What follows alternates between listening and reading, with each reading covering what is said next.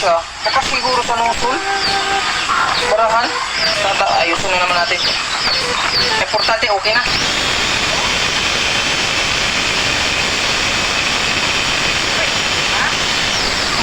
Yeah, successful yung ating DIY. Katagalan, successful. Oh, namamatay na siya ng kusa. Successful yung ating DIY.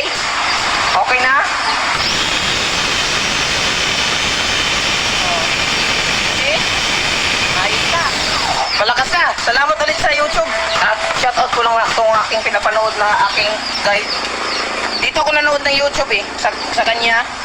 Kay PCD Power Tools Official. PCD Power Tools Official. Doon ako nanood sa kanya. Maraming salamat, idol.